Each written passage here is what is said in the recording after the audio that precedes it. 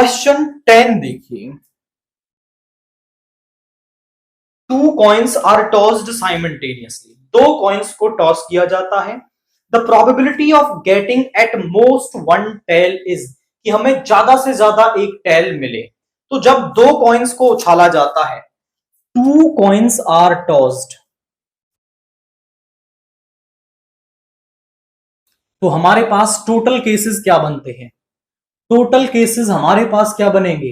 देखिए, दोनों हेड आ सकते हैं, पहला हेड दूसरा टेल, पहला टेल दूसरा हेड, या फिर दोनों ही टेल भी आ सकते हैं। अब हमसे वो कह रहा है प्रोबेबिलिटी किसकी पूछ रहा है? Let E denotes the event of getting at most 1 tail, कि हमें ज्यादा से ज्यादा एक टेल मिले। 2 वर्ड हमारे पास आते हैं, एक आता है एटलीस्ट, इसका मतलब होता है कम से कम, हिंदी में लिख रहे हैं हम। एट मोस्ट का मतलब होता है ज्यादा से ज्यादा।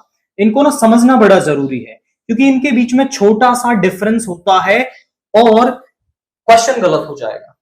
एट मोस्ट का मतलब है हमारे पास ज्यादा से ज्यादा, मतलब जब वो एट मोस्ट की बात कर रहा है, एट मोस्ट 1 टेल, तो एट मोस्ट 1 टेल का मतलब है एक टेल ज्यादा से ज्यादा होना चाहिए, उससे कम और नहीं होगा तो भी काम हो जाएगा हमारा। जैसे मैं आपसे कह रहा हूं एट मोस्ट 2 टेल, तो आपको 2 टेल वाले लेने हैं और 1 टेल वाले लेने हैं, और जिनमें नो टेल है वो भी आपको लेने हैं। ये एट मोस्ट का मतलब है कि ज्यादा से ज्यादा 2 होंगे, 1 वाले भी लेने हैं और जिनमें नहीं है वो भी लेने हैं।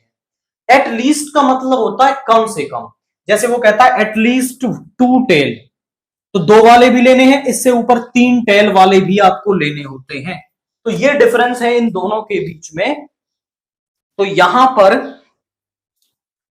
वो कह रहा है एटमोस्ट 1 टेल, यानी ज्यादा से ज्यादा एक टेल और नहीं होगा तो भी आपको लेना है। तो आपका एक टेल वाले हैं ये HTTH और HH।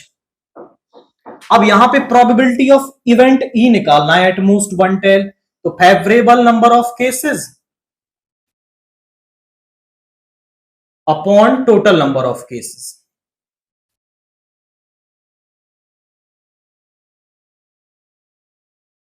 Favourable number of cases कितने हैं हमारे पास? 3, और टोटल नंबर ऑफ केसेस कितने हैं? 4।